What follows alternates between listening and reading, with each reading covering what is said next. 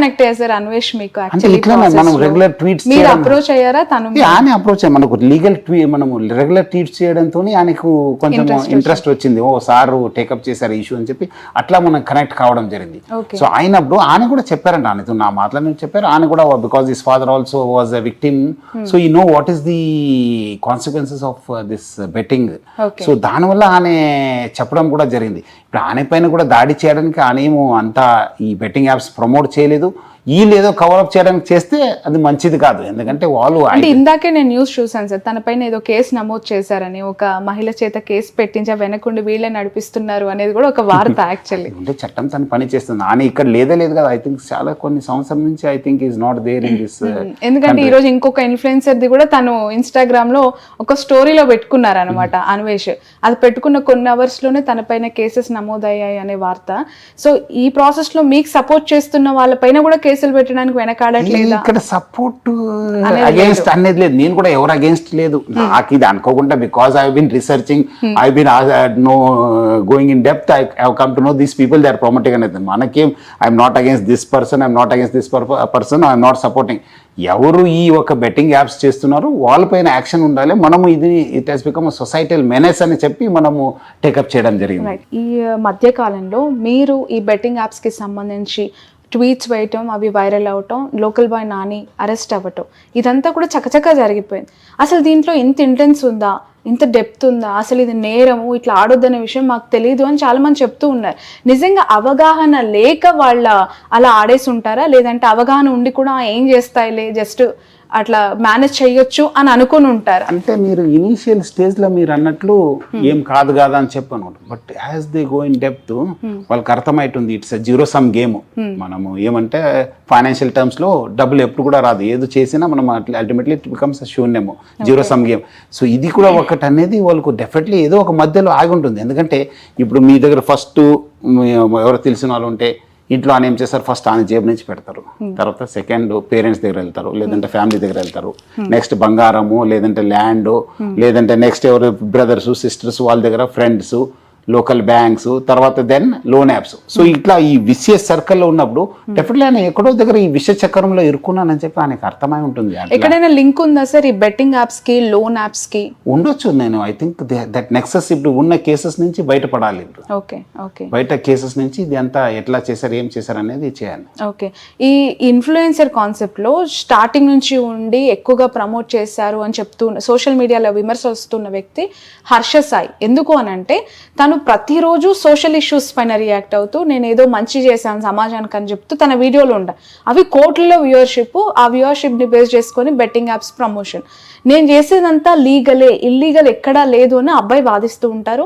బయటికి కూడా అదే చెప్పారు గతంలో. దీన్ని ఎలా చూడాలంటారు sir? Legal illegal betting apps లో ఉంటాయా? ఎందుకంటే ఒక టీమ్ ఆఫ్ అడ్వకేట్స్ రన్ చేస్తూ ఉన్నారు. ఇండియాలో ఏది ఆడొచ్చో ఆడకూడదో చూస్ చేసుకొని ఆడే బెట్టింగ్ యాప్ నేను ఆడిస్తున్నాను అని చెప్తూ ఉన్నారు. ఏదైనా సామాజిక బాధ్యత కాదు. మీరు ఎందుకు మీ ఉన్న మంచి పేరుని ఎందుకు మీ టీమ్ ఆఫ్ లాయర్స్ పెట్టుకుని మీరు మంచిది అది అనేది, మీరు ఎవరు కూడా ఈ బెట్టింగ్ లో ఏమైనా మళ్ళీ మనకు నష్టపోయేది కాదు అది. ప్లస్ అది కూడా మీ చేతిలో లేదు. ఎవరో యాప్ డౌన్లోడ్ చేసి ఏదో చేస్తున్నారు, మళ్ళీ అది కూడా నెక్సస్ చూడాలి. మళ్ళీ బెట్టింగ్ యాప్స్ కు వీళ్ళకి ఏం అది లింక్ ఉందనేది. సో అల్టిమేట్లీ అది అర్థం చేసుకోవాలి. పర్మిషన్ ఉన్న వాటిని ఆడిస్తున్నానని చెప్పడం ఎలా చూడాలి? పర్మిషన్ ఇక్కడ బ్యాండ్ యాక్టివిటీ కాదు మన బోత్ స్టేట్స్ లో. ఆ పర్మిషన్ అనేది ఎక్కడ ఉంది అని పర్మిషన్ అనేది లేదు కదా. ఫస్ట్ ఆఫ్ ఆల్ ఈ should not get in to it. ఇంత సొసైటీ పైన మంచి ఇది ఉన్నవాడు ఈ should not get in to it. Okay, ఏం సార్ నెక్స్ట్ ఎలా ఉండబోతున్నాయి చర్యలు? సూర్యాపేటలో ఆ కేసు ఇన్సిడెంట్ చూసాం, హర్ష సాయి ఉన్నారు, చాలా మంది ఇంకా ఇన్ఫ్లుయెన్సెస్ కనిపిస్తున్నారు మన కళ్ళ ముందు. సో వాళ్ళ పట్ల ఎలాంటి సెక్షన్స్ తో చర్యలు ఏ విధంగా ఉండబోతూ ఉన్నాయి? Definitely local police investigate take up చేశారు. ఆయన కూడా లేరన్నారు.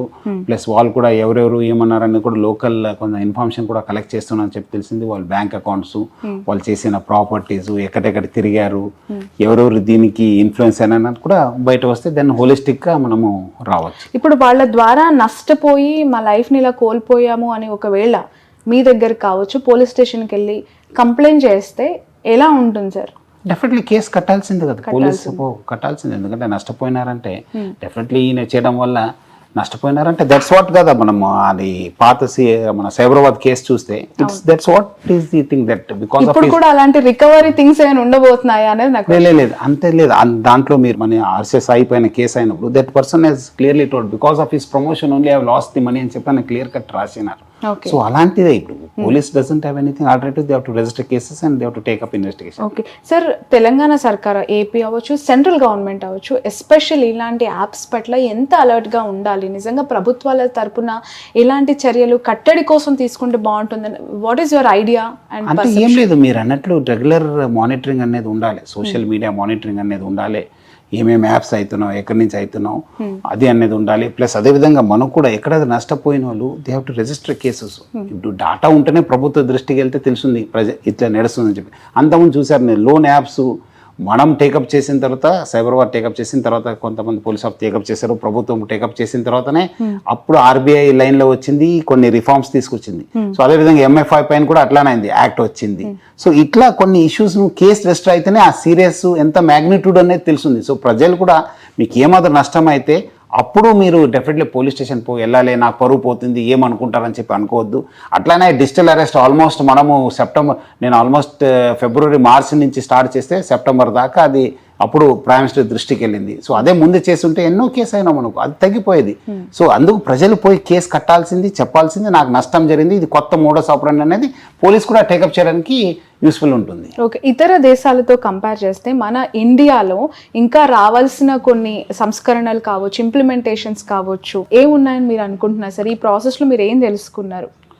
అంటే మెయిన్ ఏమంటే మనకు కూడా కొంచెం ప్రోయాక్టివ్గా అవగాహన ఉండాలి, ప్రోయాక్టివ్గా ఉండాలి. మనం కూడా అందరినీ ఒక నెట్వర్క్లో తీసుకురావాలి, అందరూ కూడా కలిసి పని చేయాలి, అప్పుడే అవుతుంది. లేదంటే కాదు చాలా, బికాజ్ ఈ టెక్నాలజీ ఉండడంతో స్ప్రెడ్ అనేది చాలా ఫాస్ట్గా ఉంది. ఇటు మీరు అదే యాప్ని మీరు అక్కడ చిత్తూరులో కూడా ఆడవచ్చు, ఇక్కడ ఆదిలాబాద్లో కూడా ఆడవచ్చు, శ్రీకాకుళం కూడా ఆడవచ్చు, మహబూబ్నగర్ కూడా, ఎక్కడైనా మీ టెక్నాలజీ కాదు. అంతకుముందు ఎవరో ఒక గ్యాంగ్ కలిసి ఇక్కడ ఆడిపిస్తాను అది అనేది లేదు కదా concept. So that is what is the power of technology. మనం కూడా అదే టెక్నాలజీ వాడుకొని మనం we have to work for the society. Okay, మీ పిలుపుతో చాలా మంది సెలబ్రిటీస్ ఆడిన వాళ్ళు ఉన్నారు, వాళ్ళు వచ్చి సారీ చెప్తున్నారు. ఆడని వాళ్ళు దీన్ని సే బై టు బెట్టింగ్ యాప్స్ అని చెప్పి దీన్ని బ్యాన్ చేయాలని చెప్పి పిలుపునిస్తూ ఉన్నారు. ఏ విధంగా అనిపిస్తుంది సార్? మంచిది కదా, ఒక మంచిది కదా, ఒక ఇష్యూని బయట వచ్చారంటే it's a good thing for the society. మనకు కూడా మనకేమి దీని నుంచి మనకేమి వచ్చేది కాదు, పోయేది కానీ, బట్ ఒక సొసైటీలో ఒక ఇష్యూ ఫ్లాగ్ అయింది కదా. సో అట్లీస్ట్ ప్రభుత్వం కూడా తెలుస్తుంది ఇట్లా కేసెస్ ఉన్నావు, ఇట్లా అవుతున్నావు, ఇంత అని చెప్పి దెన్ రెక్టిఫికేషన్ మెజర్స్ తీసుకోవడానికి కొంచెం డెఫినెట్లీ యూజ్ అవుతుంది. మనం ఏమో మార్పు తీసుకురావాలి, టెక్నాలజీ వాడాలి, మనం ఏమాదిరి చేస్తే బాగుంటుంది పైన ఒక మంచి అవగాహన వస్తుంది. ఓకే, ఈ స్థాయిలో బెట్టింగ్ యాప్స్ పైన మీరు ఒక యుద్ధాన్ని ప్రకటించాలి. లిటరల్లీ చెప్పాలంటే అది ఒక యుద్ధమే. ఎందుకు అని అంటే ఇందులో భాగంగా చాలా మంది శత్రువులని, మిత్రులని మీరు మూటగట్టుకోబోతూ ఉన్నారు. ఎందుకు అని అంటే అంత ఇంటెన్స్ తో ఉన్న ఇన్ డెప్త్ ఆఫ్ యాప్ ఇవన్నీ కూడా సైబర్ క్రైమ్స్ కి సంబంధించి ఇప్పటి వరకు ఈ డిజిటల్ మీడియాకి సంబంధించి ఫోన్స్ విషయంలో కావచ్చు, ఈ ఇన్స్టాగ్రామ్, ఫేస్బుక్ సంబంధించి కేసెస్ ఉన్నాయి. కానీ ఇప్పుడు కొత్తగా వీటిని కూడా యాడ్ చేసి ఇంకా దాన్ని స్ట్రెంథెన్ చేయాల్సిన అవసరం ఉందా? మీరు సైబర్ క్రైమ్స్లోకి రాబోతూ ఉన్నారా? సైబర్ క్రైమ్స్ని టేకప్ చేయబోతూ ఉన్నారు?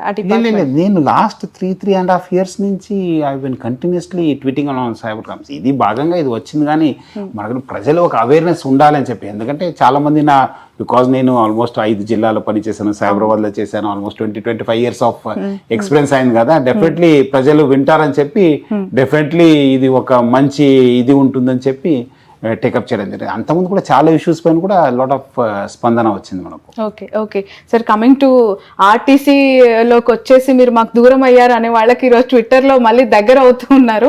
ఎలా ఉంది సార్? 9,000 బస్సులు ఉన్నాయి తెలంగాణ రాష్ట్రానికి, అయినా బస్సుల్లో సరిపోతలేదు, ప్లేస్ లేదు అని చెప్పి కొట్టుకుంటున్న వాళ్ళ సంఖ్య కూడా ఆ స్థాయిలోనే ఉంది. జనాలు ఫ్రీ బస్ అని చెప్పి ఎక్కువగా వస్తూ ఉన్నారా? మీరు పెట్టిన బస్సులు జనాలకు సరిపోవట్లేదా? డెఫినెట్లీ ఇది మహాలక్ష్మి ఒక చారిత్రాత్మక స్కీము, మేలు జరిగే స్కీము మహిళలకి అందరికీ. సో దానివల్ల డెఫినెట్లీ మన ఆక్యుపెన్సీ కూడా బాగా పెరిగింది. ఆల్మోస్ట్ 30% ఆక్యుపెన్సీ పెరిగింది. అప్పుడు అంతకుముందు మనం ఏదో 30% 30% ఆక్యుపెన్సీ పెరిగిందంటే డెఫినెట్లీ అయింది. మనం కూడా ఈ మధ్యలో కొత్త బస్సెస్ కొన్నాను, ఈవీ బస్సెస్ తీసుకున్నాను, బస్సెస్ కూడా అడుగులు చేశాను. ఐ థింక్ వచ్చే రోజు బాగానే ఉంటుందని చెప్పి అనిపిస్తుంది. అక్కడక్కడ కొన్ని సమస్యలు వస్తున్నాం కానీ బట్ మెజారిటీ బాగా స్మూత్గా ఇంప్లిమెంట్ అయింది. బట్ హైదరాబాద్ బేస్ చేసుకుని జిల్లాలకు వెళ్ళే బస్సుల సంఖ్య బాగా తగ్గిపోయింది అనే విమర్శ ఒకటి వస్తుంది సార్, దాన్ని ఎలా చూస్తూ ఉన్నారు? లేదు తగ్గలేదు, అది అంటే చాలామంది ఏదో ప్రచారం చేస్తున్నారు కానీ ఆల్మోస్ట్ ఇప్పుడు మనము ఇంకా ఒక 10,000 బస్సెస్ దాటిపోతుంది. ఒక ఈ నెక్స్ట్ ఏప్రిల్ మే దాకా మనము బస్సు దాటిపోతాం. సో అంతకంటే బస్సు ఎక్కువ చేయడం కొత్త బస్సెస్ రావడం జరిగింది. ఆల్మోస్ట్ ఇప్పుడు మనము అంతకుముందు మనము హైర్ బస్సెస్ 3,000 అయితే మన ఆర్టీసీ బస్సెస్ 6,000. ఇప్పుడు ఆల్మోస్ట్ సగం బస్సెస్ కొత్త బస్సెస్ తీసుకున్నాం మనము. సో అట్లా లేదు, మంచిగా ఉంది ఇప్పుడు. ఓకే, సజ్జనార్ గారు వచ్చిన తర్వాత ఆర్టీసీ పరిస్థితి గురించి మాట్లాడాలంటే చాలా ఇష్యూస్ ఉన్నాయి. ఇప్పుడు కొత్తగా బెట్టింగ్ యాప్స్ గురించి మాట్లాడుతున్నారు ఆయన. ఇక్కడున్న సమస్యలకి పరిష్కారం ఏంటి అని ప్రశ్నిస్తూ ఉన్నారు. సమ్మె నోటీస్ ఇచ్చారు చాలా మంది. ఏం సార్ సమ్మె ఉండబోతుందా next month? Time will answer అంతే. చిన్న చిన్న కారణాలతో చాలా మందిని తీసేశారు, దగ్గర 500 మంది. చిన్న కాదు, అది ఒక సిస్టమేటిక్ వే ఉంటుంది మీకు. అక్కడ అయిన తర్వాత ఒక 3 levels ఆఫ్ అపీల్స్ ఉంటాం. 3 levels ఆఫ్ అపీల్లో ఆయన ఫిక్సప్ కాకపోతే డెఫినెట్లీ ఏమనుకుంటున్నారు, ఇర్రెస్పాన్సిబిలిటీయా లేదంటే అంటే ఏమి తాగి బండి నడపడం అనేది ఎట్లా చాలా ఆడవాళ్ళని ఇబ్బంది పెట్టి ఆడవాళ్ళు ప్యాసింజర్స్తో కండక్టర్స్తో బిహేవ్ చేస్తే వాళ్ళని సంస్థలు ఉంచుకోవాలి, బయటపడేయాలి ఖచ్చితంగా. మళ్ళీ అదేవిధంగా మనము మన వచ్చే ఆదాయానికి గండి కొట్టేస్తే మీరే ఒక సంస్థ నడిపిస్తున్నారు, ఎవరో మీ మీ కెమెరా తీసుకెళ్ళి బయట వేరే వాళ్ళతో చేస్తే మీరు ఆ గండి కొట్టినట్లే కాదు, మీకు అది ఒప్పుకోవాలా నేను. ఎందుకంటే ఈ సంస్థకు ప్రతి ఒక్క రూపాయి కూడా అవసరం ఉంది మనకు. సో అలాంటి ఉన్నప్పుడు రకరకాల కారణాలు, అది ఎండి దాకా రావు. అవి చాలా మంది ఏదో భ్రమేలో ఉన్నారు, ఎండి దాకా ఇష్యూనే రాదు, అంతే అక్కడ ఈడీ లెవెల్నే అయిపోతుంది. అది అంతే, మనకు అది మేనేజ్మెంట్కి అది ఇష్యూ ఉన్నది. వాళ్ళకి 3 levels ఆఫ్ అపీల్స్ ఉంటాయి వాళ్ళకి. ఓకే సరే, ఆర్టీసీ ఎప్పటి నుంచో కూడా ఒక విమర్శ, అది ఏ ప్రభుత్వం ఉన్నా కూడా. నేను మిమ్మల్ని ఒక ఆఫీసర్గా ఈ క్వశ్చన్ అడుగుతూ ఉన్నాను. ప్రైవేటైజేషన్ దిశగా అడుగులు పడుతున్నాయి అనేది అది ఎప్పుడు కూడా లైవ్ లో ఉంటుంది. అది ఎంతవరకు కరెక్ట్ అనేది నాకు అర్థం కాదు. ఈ సంస్థ ఎప్పుడు కూడా ప్రైవేట్ కాదండి, అది అనవసరం ఏదో. ఎందుకంటే ఇంత లాసెస్ లో ఇది ఎప్పుడు కూడా ఓవర్కమ్ అవ్వట్లేదు, ఇంకా లాస్ లోకి వెళ్తుంది. ఇప్పుడు మంచి ఉంది, ఇప్పుడు మంచి లైన్ లో పడింది. ఇప్పుడు మీరు చూస్తుంటే గత 3.5 సంవత్సరం నుంచి కొత్త మేనేజ్మెంట్ చార్జ్ తీసుకున్న తర్వాత నుంచి చాలా పెరిగింది, చాలా అయింది. బట్ ఏమంటే ఇవ్వాల్సింది మీరు అన్నట్లు అక్యుములేటెడ్ లాసెస్ ఎక్కువ ఉన్నాం మనకు. ఇంకా మన సిబ్బంది కూడా చేయాల్సింది చాలా ఉంది. మనము ఆ సిబ్బంది చేయాలంటే డెఫినెట్లీ మనము ఇంకా కొంచెం పెరగాలి. ఇప్పుడే చాలా పిఎఫ్ కావచ్చు, సిసిఎస్ కావచ్చు, వాళ్ళు ఇవ్వాల్సిన బెనిఫిట్ ఇప్పుడు ఎవరు ఊహించలేదు. వాళ్ళు పిఆర్సి 21% ఇచ్చాను మనము ప్రభుత్వము. అదే ఆర్పిఎస్ బాండ్స్ 280 crores ఇచ్చింది ఈ ప్రభుత్వము. అదేవిధంగా డిఏ ఈరోజు అప్ టు డేట్ డిఏ ఇచ్చిన సంస్థ అంటే మా సంస్థ, ఆర్టీసీ సంస్థ. అదేవిధంగా ఇన్సెంటివ్స్, మంచి హెల్త్ ఫెసిలిటీస్ ఇచ్చిన సంస్థ ఈరోజు ఎక్కడ ఉందంటే మా సంస్థ ఆర్టీసీ. ఈరోజు మంచి ఒక ఆర్టీసీ హాస్పిటల్ ఉంది. బట్ ఏమంటే ఇవి కూడా ఉన్న పాజిటివ్ సైడ్, నెగిటివ్ సైడ్ కూడా ఉన్న కొన్ని మనం ఇవ్వాల్సింది ఉంది. బట్ మన ఫైనాన్షియల్ హెల్త్ ఇంప్రూవ్ అయితే అవి కూడా కొన్ని రోజులు, ఈ సంవత్సరం కాకుండా నెక్స్ట్ ఇయర్ అయినా it will be stream lined. Okay, మీరేమో చాలా మంచిగా వెళ్తోంది, స్ట్రీమ్ లైన్లో పడింది అంటున్నారు. ఆర్టీసీ నష్టాలకు సంబంధించి పదే మాట్లాడుతూ చాలా మంది చేసే మరొక కమెంట్, ఇక్కడ ఇచ్చిన ఫ్రీ బస్ పథకం అనేది ఇంకా నష్టాల్లోకి పూర్తి చేసింది అని చెప్పి. లేదు అట్లా కాదు, మనకు రెవెన్యూ కూడా పెరిగింది కదా, మన ఆక్యుపెన్సీ పెరిగింది, గవర్నమెంట్ ఇచ్చే సపోర్ట్ కూడా మనకు బాగా పెరగడంతో ఇంకా సంస్థ బాగా అయింది. ఇప్పుడు ఫస్ట్ ఇయర్ గానే మనకు అంత రిజల్ట్స్ మీకు కనిపించకపోవచ్చు, మనం ఇచ్చేది బికాస్ బాగా ఇష్యూస్ ఉండడంతో. ఇంకా వచ్చే సంవత్సరం మనం యాజ్ వి గ్రో కదా, as we get more support from the government, this సంస్థ will be very good. Financial health కూడా బాగా ఇంప్రూవ్ అవుతుంది, అందరు కూడా బాగా జరుగుతుంది. ఫ్రీ బస్ పథకాన్ని జమ్మూ కాశ్మీర్లో అనుకుంటా కొత్తగా ఇంప్లిమెంట్ చేయాలని చెప్పి అక్కడ రాష్ట్ర ప్రభుత్వం భావిస్తుందంట సార్. ఎలా చూస్తున్నారు సజ్జనార్ గారు మీరు? అంటే ఫ్రీ బస్ అనేది ప్రజా రవాణా వ్యవస్థకు ఒక మేలు జరిగే స్కీము. మనము కొంత అడ్యుకేట్ బస్ ఉండాలి, అడ్యుకేట్ స్టాఫ్ ఉండాలి, ప్రజలు కూడా అవేర్నెస్ ఉండాలి. మనం ఏదో ఈరోజు చాలా మంది అన్నొద్దుగానే మన చాలా మంది మహిళలు ఎక్కడ కావాలి బస్సు ఆపండి అని చెప్తారు, దానివల్ల కూడా గొడవ అవుతుంది. మన బస్సెస్, మన డ్రైవర్స్, కండక్టర్స్ పైన కూడా ప్రెషర్ పడుతుంది, ట్రావెల్ టైం కూడా ఇంక్రీజ్ అయింది. మీరు అది ఎందుకంటే ఇది చాలా మేలు జరిగే స్కీమ్ వల్ల మహిళలు కూడా చాలా మంది అంతకుముందు తిరిగే వాళ్ళు కాదు, హాస్పిటల్స్ కావచ్చు, ఇక్కడ హైదరాబాద్ వచ్చేది కావచ్చు, వాళ్ళు పర్సనల్ ఇష్యూస్ కోసం వచ్చేది, కానీ ఇప్పుడు బయట తిరుగుతున్నారు, బయట వెళ్తున్నారు. దానివల్ల కూడా ఎంపవర్మెంట్ కూడా అయింది, కొంచెము వాళ్ళు కూడా ఆదాయం కూడా పెరిగింది, సేవింగ్స్ పెరిగింది. ఈరోజు నేను చాలామంది మహిళలతో మాట్లాడితే వాళ్ళు almost 4,000 to 5,000 rupees monthly they are saving on their pocket money and they are paying their school childrens fees. Okay. So ఇది మంచి స్కీమే, బట్ ప్రొవైడెడ్ గవర్నమెంట్ సపోర్ట్స్. ఎక్కడ గవర్నమెంట్ ఇక్కడ మనకు మంచి సపోర్ట్ ఉంది, మనము లాగగలుగున్నాను. ఎక్కడ సపోర్ట్ లేదు, definitely the scheme will fail. Okay